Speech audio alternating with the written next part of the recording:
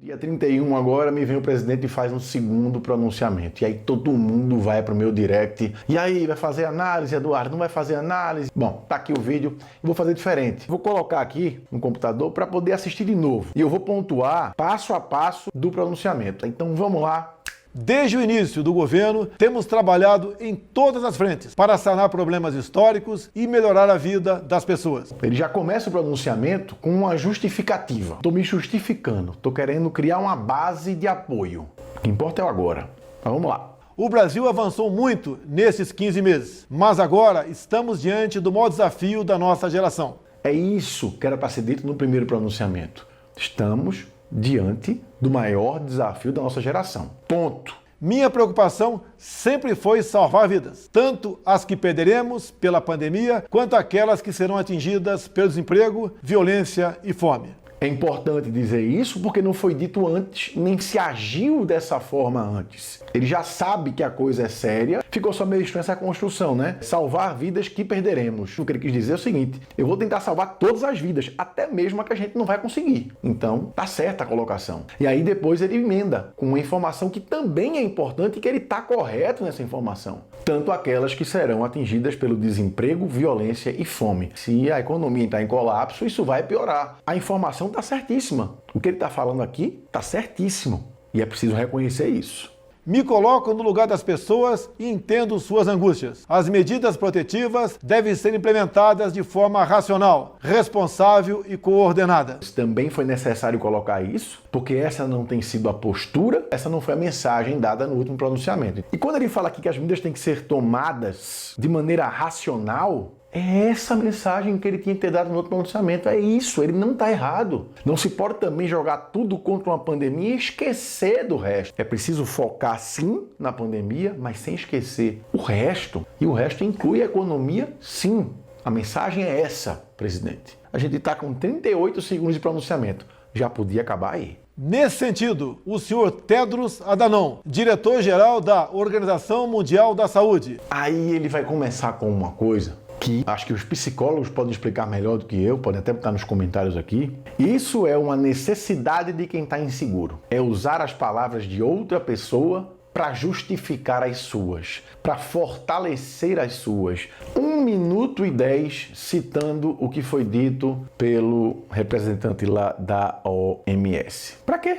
Não me valho dessas palavras para negar a importância das medidas de prevenção e controle da pandemia, mas para mostrar que da mesma forma precisamos pensar nas mais vulneráveis. E aí ele justifica o uso dessa citação, que é importante também se preocupar com a economia nesse momento, se preocupar com a saúde das pessoas e manter a máquina rodando dentro do possível. Perfeito! Por ter dito isso em uma frase. Como bem disse o presidente da OMS, e aí dizia isso. Essa tem sido a minha preocupação desde o princípio. É como se ele estivesse dizendo assim: eu estava pensando isso desde o início, mas eu não soube falar. Era isso que eu pensei desde o início, mas eu não consegui me expressar. É isso que ele fala. Por isso, determinei ao nosso ministro da Saúde que não poupasse esforços, apoiando através do SUS todos os estados do Brasil, aumentando a capacidade da rede de saúde e preparando-a para o combate à pandemia. Isso tem que estar no pronunciamento do presidente. Vamos seguir? Vê só. Assim, estão sendo adquiridos novos leitos, já com respiradores, equipamentos de proteção individual. E aí ele começa a falar um monte de ações que estão sendo feitas, que ele não precisava falar aqui. São 47 segundos dele destrinchando ações que já foram ditas nas coletivas do Ministério da Saúde. Além disso, no dia de hoje, em comum acordo com a indústria farmacêutica, decidimos adiar por 60 dias o reajuste de medicamentos no Brasil. Temos uma missão: salvar vidas sem deixar para trás os empregos. Isso já foi dito, já está se repetindo, não precisava disso mais. Por um lado, temos que ter cautela e precaução com todos, principalmente junto aos mais idosos e portadores de doenças pré-existentes. Por outro, temos que combater o desemprego, que cresce rapidamente, em especial entre os mais pobres. De novo, ele repete a mesma coisa, está só repetindo a mesma coisa. O vírus é uma realidade. Ainda não existe vacina contra ele ou remédio com eficiência cientificamente comprovada, apesar da hidroxicloroquina parecer bastante eficaz. Veja a diferença. Você tem que reconhecer e elogiar a mudança de postura. Tem que ser justo. O vírus é uma realidade. Já mudou completamente o que ele estava falando no outro discurso. E ele também se refez aí, ele também se consertou quando ele diz: apesar de avanços promissores com a cloroquina, não há nada comprovado. Tudo que foi errado no outro discurso, ele está tentando consertar e às vezes conseguindo consertar nesse. O coronavírus veio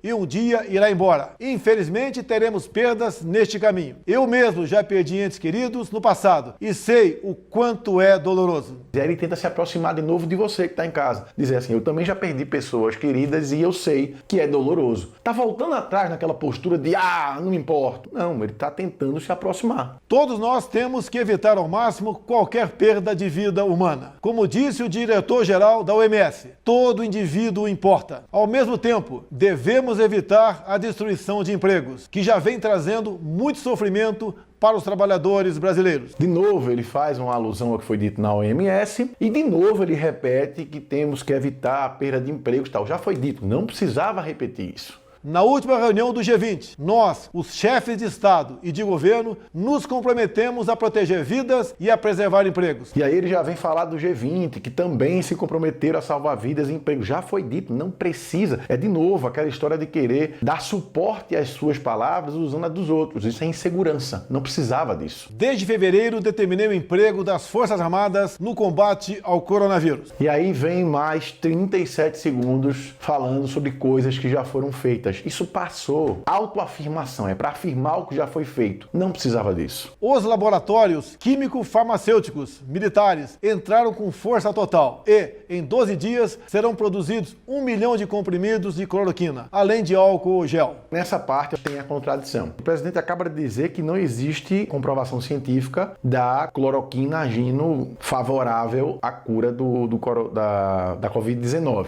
Até eu me enrolei aqui agora. Ao mesmo tempo que ele fala isso, ele está dizendo agora que autorizou que os laboratórios militares produzissem 1 milhão de comprimidos de cloroquina para atender aos pacientes de lúpus, aos pacientes que têm malária, a quem tem artrite e tal. Ok, o medicamento sumiu das farmácias. Se for pensando na Covid-19, está entrando em contradição com o que foi dito antes. Repito, o efeito colateral das medidas de combate ao coronavírus não pode ser pior do que a própria doença. Tem que se cuidar da doença, tem que se prevenir, colocar a saúde em primeiro lugar, mas não pode se esquecer do segundo, terceiro, quarto lugar. Economia, segurança e por aí vai. A minha obrigação como presidente vai para além dos próximos meses. Preparar o Brasil para a sua retomada, reorganizar nossa economia e mobilizar todos os nossos recursos e energia para tornar o Brasil ainda mais forte após a pandemia. Aí eu achei uma parte que ele traz a consciência do cargo dele. É com a retomada do país após a crise, que vai durar meses. Não é só a pandemia. Vem a crise econômica, depois vem tudo, desemprego e etc. Aproveito a oportunidade para me solidarizar e agradecer o empenho e sacrifício pessoal de todos os profissionais de saúde. Fora os profissionais de saúde, o gari que está na rua recolhendo o seu lixo, o frentista do posto de gasolina que está botando o seu combustível, o pessoal que trabalha em supermercado, que está deixando sua feira pronta, que trabalha nas ceasas, enfim. Com este mesmo espírito, agradeço e reafirmo a importância da colaboração